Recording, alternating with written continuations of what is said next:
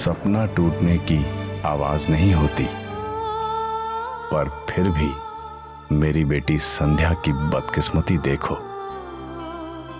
उसने अपना सपना टूटते हुए सुन लिया, जिसे वो अपनी जिंदगी का सबसे बड़ा सुख समझ रही थी। आज उसने सुन लिया कि उस सुख के पीछे कैसे उसके लिए जीवन भर का दर्द छुपा हुआ है। एक पल के लिए शायद उसे लग रहा होगा कि ये उसने क्या और क्यों सुना, पर आज अगर वो सुनती भी नहीं तो भी उसके जीवन में कुछ बदलने वाला नहीं था। न युवराज का सच और न उस सच को छुपाने के लिए संध्या के साथ की गई घिनौनी साजिश।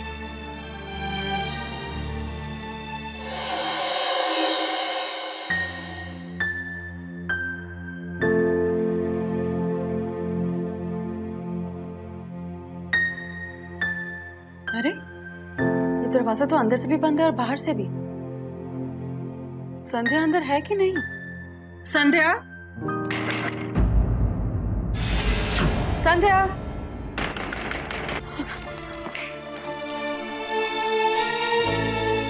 बहुत बुरे धोखेबाज है। मेरे साथ इतना बड़ा खेल खेला, इतना बड़ा धोखा दिया मुझे। नहीं नहीं, मुझे अभी चुप रहना होगा। लोगों को पता नहीं चलना चाहिए कि मुझे सब कुछ पता है। मैं जो कुछ भी हो रहा है पहले ताई को बताऊंगी। संध्या,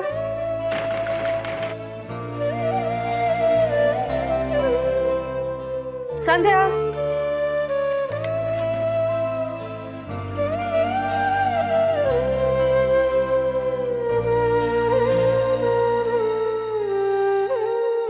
संध्या, क्या बात है? काका ने बताया तुम अभी तक सो रही हो। तुम्हारी तबीयत तो ठीक है ना? तुम्हारी आंखें भी सूजी हुई लग रही हैं। नहीं, ऐसी कोई बात नहीं है, मैं ठीक हूँ। अभी तक सो रही थी इसलिए शायद आंखें ऐसी हैं। जाने क्यों दिया आपने उसको? अब वो मेरा राज सबको बता देगा, फिर क्या करूंगा मैं? सबको पता चल जाएगा।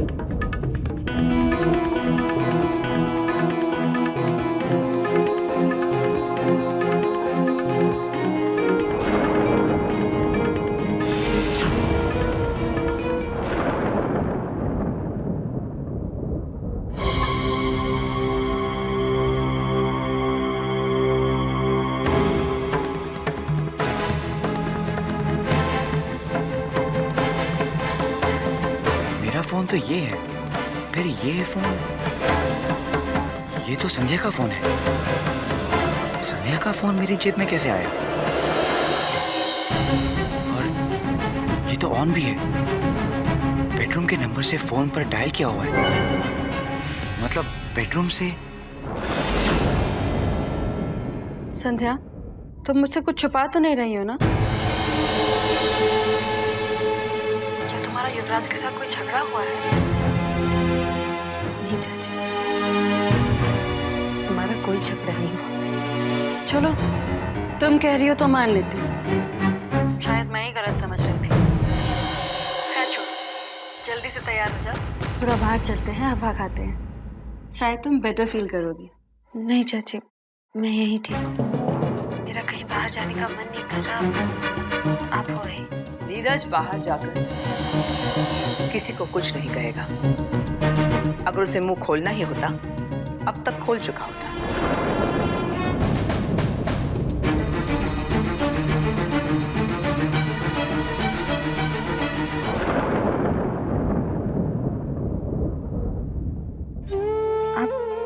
जाइए ना, प्लीज बुरा मत मानिएगा। बुरा तो लग रहा है, मजाक कर रही हूँ। तुम आराम करो।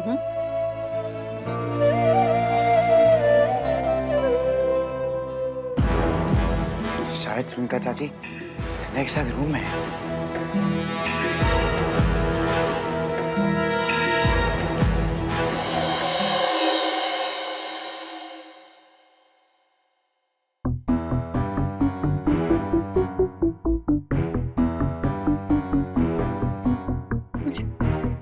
मुझे सविता ताई को सारी सच्चाई बतानी होगी उन्हें।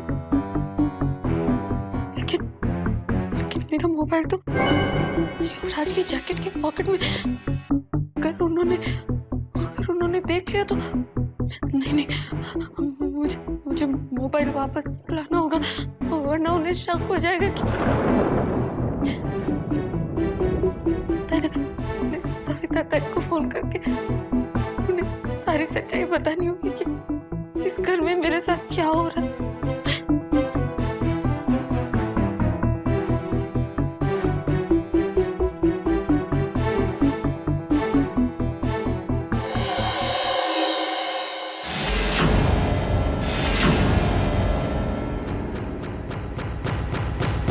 संध्या,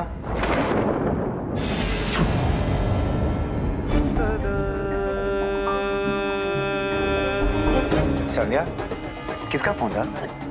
नहीं, मैं तो बस मेरे की।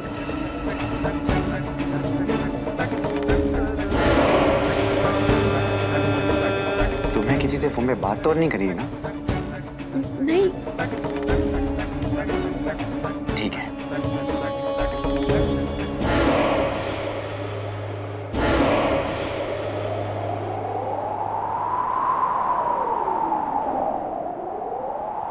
युवराज,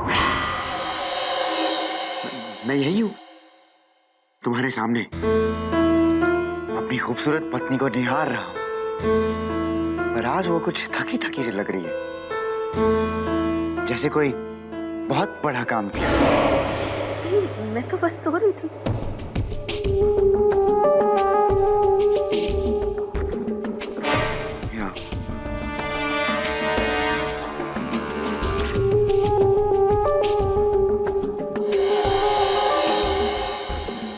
शायद तुम्हारी नींद पूरी नहीं है। आओ थोड़ा और आराम कर लो। मैं भी यही रहूंगा तुम्हारे पास। आज हम दोनों एक साथ कुछ वक्त बिताएंगे।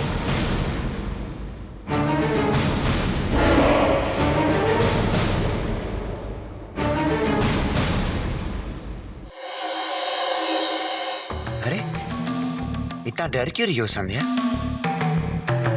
पति हो तुम्हारा, तुम्हारे पास रहना तो हक बनता है मेरा।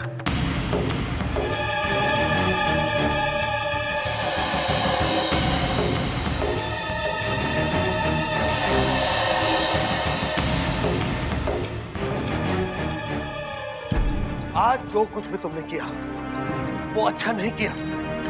हमने इतना समझाया, इतनी मिन्नतें की, यहाँ तक कि हमने तुम्हारे सामने हाथ तक जोड़े, लेकिन तुम नहीं माने। अब तक तुमने जागीरदार परिवार का सिर्फ अच्छा रूप देखा है, लेकिन अब देखना, अगर जागीरदार परिवार किसी के सामने हाथ जोड़ सकता है तो उसका सिर भी अपने कदमों में झुकाना अच्छी तरह जानता है। तुमने युवराज को अपना दुश्मन माना है, इसका मतलब ये हुआ कि तुमने जागीरदार परिवार को अपना दुश्मन बनाया है। ये दुश्मनी तुम्हें बहुत महंगी पड़ेगी, बहुत महंगी।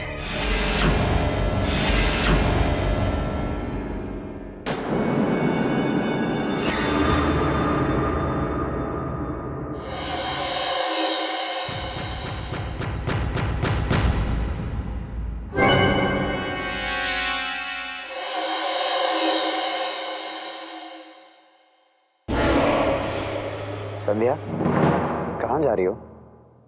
यहीं रहो ना मेरे साथ।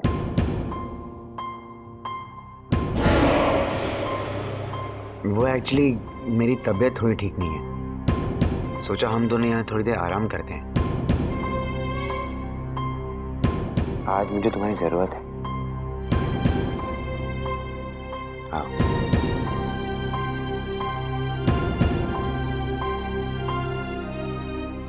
यहाँ ऐसे ही रहना मेरे साथ।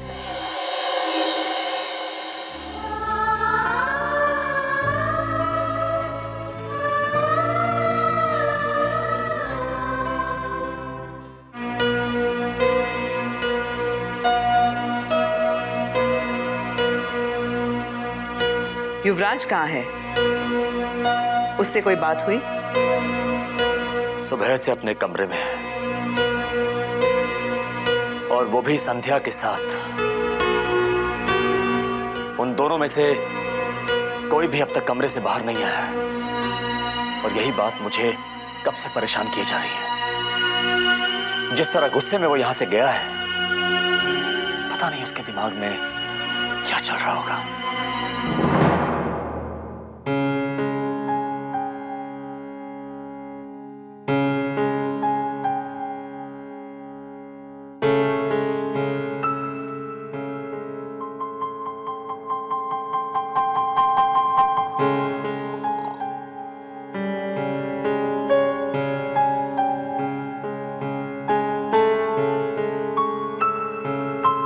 युवराज, युवराज, आप सो रहे हैं?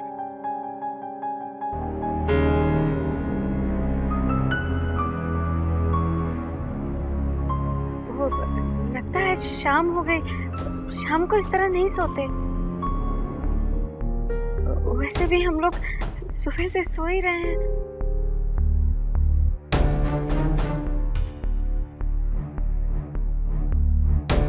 आप सुन रहे हैं ना? लगता है सचमुच सो रहे हैं।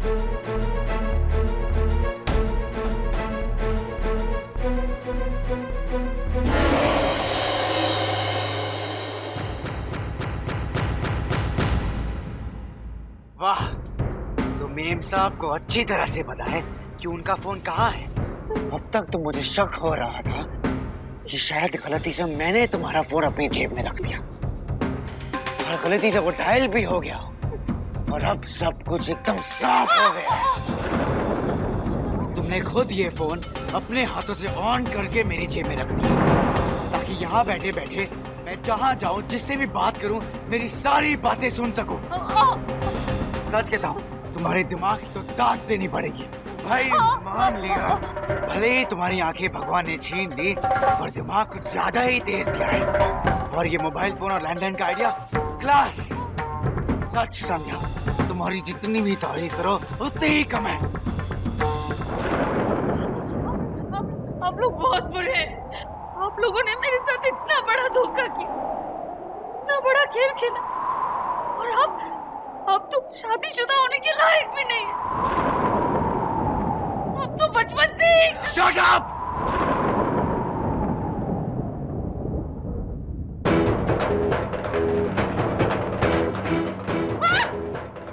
ये लफ्ज़ अपनी ज़बान पे लाया तो याद रखना। तुमने ये सब जानकर अच्छा नहीं किया संध्या। अब ये फोन से किसको फोन कर रही थी? अपनी बहनों को सब बताने वाली थी?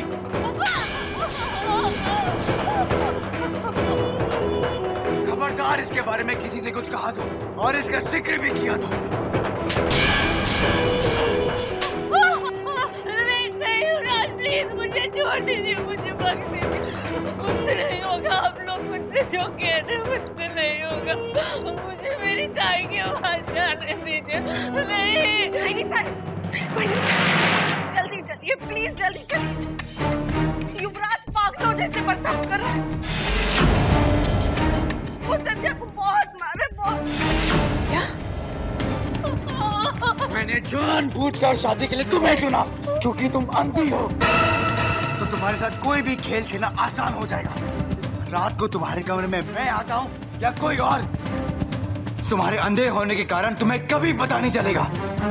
इसी बात का फायदा उठाकर हम नीरज को तुम्हारे कमरे में संबंध बनाने भेज देते और जागीरदार परिवार को उसका एक वारिस और मुझे मेरे नाम पर मेरी एक औलाद मिल जाती। फिर दुनिया में प्रूव हो जाता कि मैं एक मर्द हूँ, एक नॉर्मल आदमी ही हूँ। और किसी को भी इस बात का शक नहीं होगा कि मैं जन्म से ही ना मर्द ना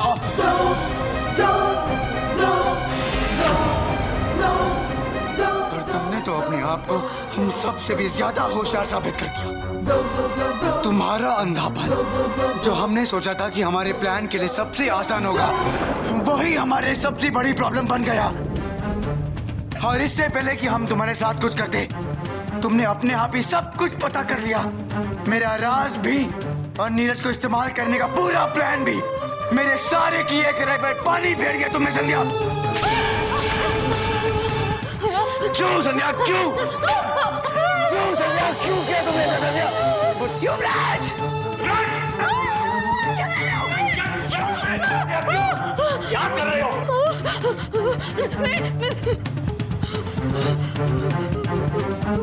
क्या हो गया तुम्हें? क्या कर रहे हो तुम? पूजा करो मैं इसकी। आपकी इंटेलिजेंट बहू की आरती उतारो। आओ आप भी उतारो। और इसने किया क्या है? काम ही ऐसा क्या है इसने मॉम?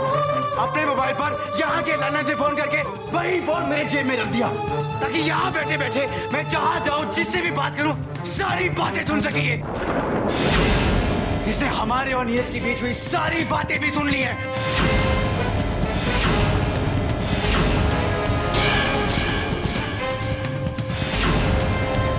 क्या? इसका मतलब है कि नीरज ने जो कुछ कहा उससे वो भी सुन लिया? हाँ मॉम, सब कुछ सुन लिया है इसने। मेरा सारा राज जान चुकी है ये और हमारा पूरा प्लान भी।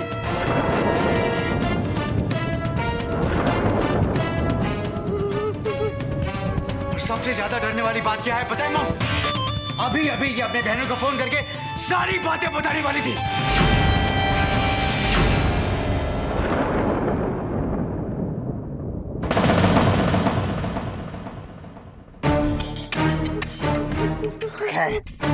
कोई बात नहीं, अब जब तुम्हें सब कुछ पता चल ही गया है तो तुमसे डरने की कोई बात नहीं है। युवराज! नहीं।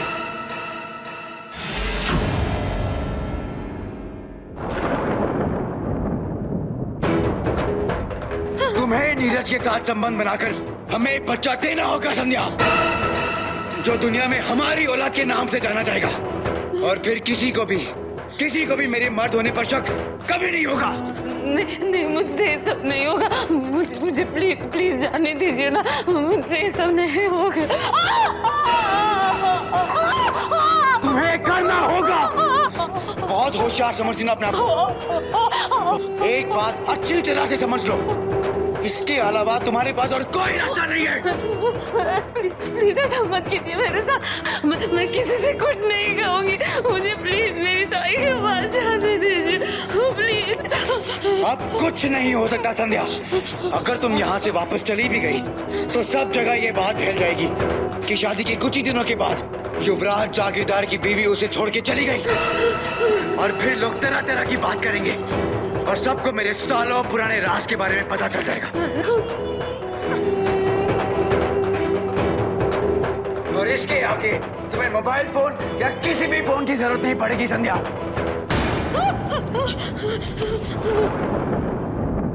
और इसके बारे में अगर तुमने अपनी बहनों से बात ना ही की तो तुम्हारे लिए ही बेहतर होगा।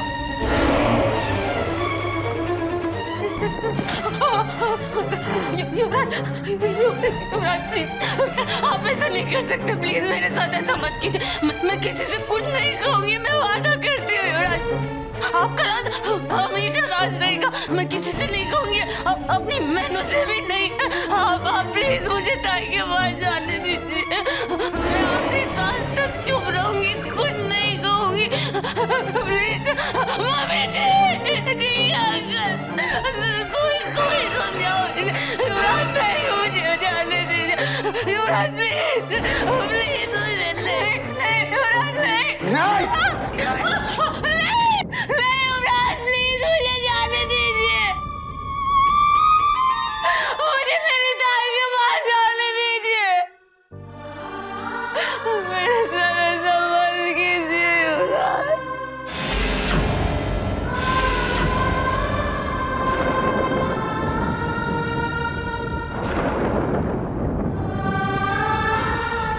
मुझे जाने दो मुझे मेरी ताई के पास जाने दो मेरे जाने दो प्लीज मुझे मेरी ताई के पास जाने दो मैं कुछ नहीं कहूँगी मुझे जाने दो ना मैं नहीं कहूँगी मैं किसी से नहीं कहूँगी मुझे प्लीज मेरी ताई के पास जाने दीजिए ना मैं किसी से कुछ नहीं कहूँगी मुझे जाने दो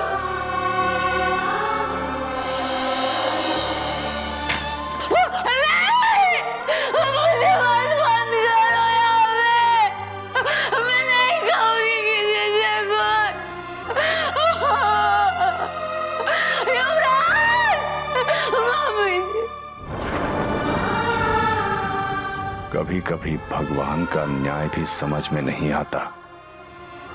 वो किसी के साथ इतना अन्याय वो भी बार बार कैसे कर सकता है।